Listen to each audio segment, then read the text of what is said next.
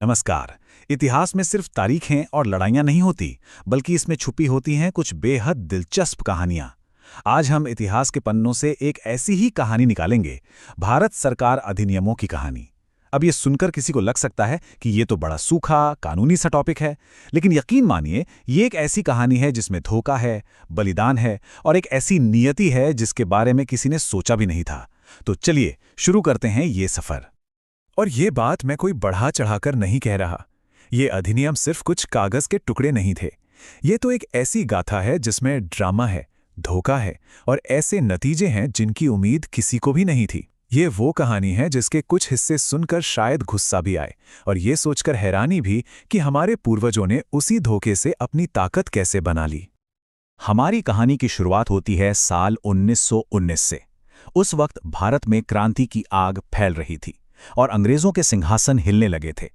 तो इस बढ़ती हुई आग को बुझाने के लिए उन्होंने एक चाल चली।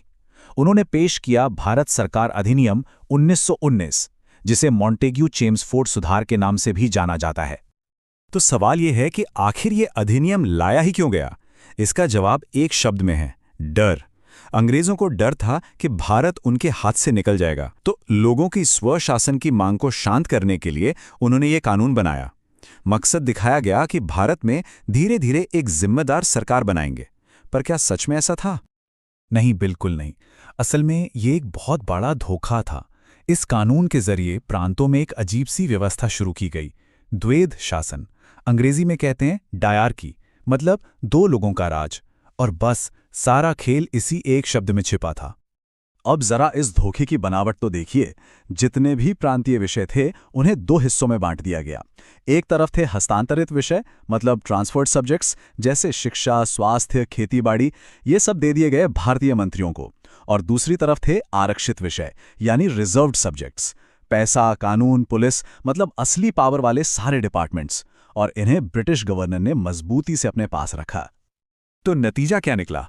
भारतीय नेताओं को स्कूल और अस्पताल चलाने की जिम्मेदारी तो मिल गई, लेकिन उन स्कूलों और अस्पतालों के लिए पैसा कहां से आएगा, ये उनके हाथ में नहीं था।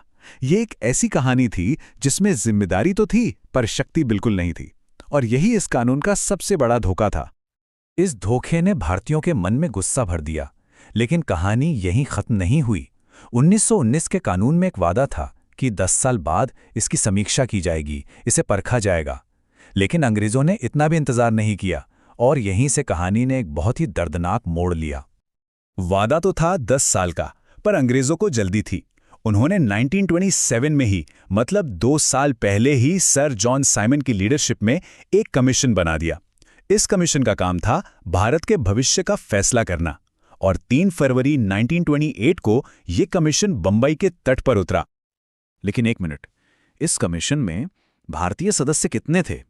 वो कमीशन जो भारत का भविष्य तय करने आया था, उसमें हिंदुस्तानी कितने थे? 0, एक भी नहीं। सोचिए कितना बड़ा राष्ट्रीय अपमान था ये। ये सिर्फ एक अपमान नहीं था, ये पूरे देश की बेइज्जती थी। और इस बेइज्जती ने पूरे देश में आग लगा दी। शहर शहर, गली गली में विरोध प्रदर्शन शुरू हो गए और हर तरफ से बस एक ही नारा गूंज रहा था, साइमन गो बैक। पंजाब में शेरे पंजाब लाला लाजपत राय एक शांतिपूर्ण विरोध की अगुवाई कर रहे थे। तभी पुलिस ने उन पर बेरहमी से लाठियां बरसा दीं। कुछ ही दिनों बाद इन गहरी चोटों की वजह से उनकी मृत्यु हो गई। लेकिन दुनिया से जाने से पहले उन्होंने वो शब्द कहे जो इतिहास में अमर हो गए और जो ब्रिटिश साम्राज्य के अंत की भविष्यवाणी बन गए। लाला जी के बलिदान और पूरे देश के गुस्से ने अंग्रेजों को हिला कर रख दिया। उन्हें समझ आ गया कि अब एक और कानून लाना पड़ेगा, और इस बार वो पहले से कई ज्यादा बड़ा और भव्य था, भारत सरकार अधिनियम 1935। पर यह एक खूबसूरत जाल था। इसमें शक्ति देने का दिखावा तो खूब था, लेकिन असली कंट्रोल की चाबियां अभी भी अंग्रेजों के ही हाथ में थीं। देखिए, इस कानून ने कुछ बड़े बदलाव किए। इसने प्रांतों से वो बेकार सा द्वैध शासन खत्म कर दिया और उन्हें थोड़ी आज़ादी दी। लेकिन मजे की बात देखिए, जो सिस्टम प्रांतों से हटाया गया, वही सिस्टम उठाकर केंद्र में लागू कर दिया गया। रक्षा और विदेश जैसे सबसे जरूरी मामले वाइसरॉय के लिए रिजर्व कर दिए गए। मतलब एक हाथ से दिया और दूसरे हाथ से वापस ले लिया। शक्तियों के बंटवारे को और साफ दिखाने के लिए 3 लिस्ट बनाई गईं: फेडरल लिस्ट केंद्र के लिए, प्रोविंशियल लिस्ट प्रांतों के लिए और कॉन्करेंट लिस्ट दोनों के लिए। कागज पर तो ये सब बड़ा अच्छा लग रहा था, एकदम सिस्टमैटिक। लेकिन इस पूरे सिस्टम में एक बहुत बड़ी चाल छुपी थी। सवाल ये था कि उन विषयों का क्या होगा जो इन तीनों में से किसी भी लिस्ट में नहीं थे, जिन्हें हम अवशिष्ट शक्तियां या रेजिड्यूरी पावर्स कहते हैं। और सारा खेल यहीं पर था। ये सारी बची खुची शक्तियां, मतलब भविष्य में आने वाले किसी भी नए विषय पर कानून बनाने की पावर, ब्रिटिश वाइसरॉय के पास रखी गई। एक बार फिर असली और आखिरी कंट्रोल अंग्रेजों के हाथ में ही रहा। तो ये साफ है कि ये कानून धोखे और अधूरे वादों से भरे हुए थे। लेकिन इतिहास की सबसे बड़ी विडंबना तो अब सामने आती है। इन्हीं खामियों से भरे कानूनों ने अनजाने में ही सही भारत की आज़ादी की नींव रख दी। 1935 के इस कानून ने कई ऐसी संस्थाओं को जन्म दिया जो आज भी हमारे देश की बुनियाद हैं। इसी ने भारतीय रिजर्व बैंक यानी आरबीआई की स्थापना की। इसी ने फेडरल कोड बनाया जो बाद में हमारा सुप्रीम कोर्ट बना। बर्मा को भारत से अलग किया गया। सिंध और उड़ीसा जैसे नए प्रांत बने। और तो और वोट देने का अधिकार भी पहले से ज्यादा लोगों को मिला। और अब सुनिए सबसे बड़ी विडंबना। ये कानून बनाए गए थे ब्रिटिश राज को और लंबा खींचने के लिए, लेकिन ये हमारे नेताओं के लिए प्रशासन और सरकार चलाने का पहला प्रैक्टिकल ट्रेनिंग ग्राउंड बन गए।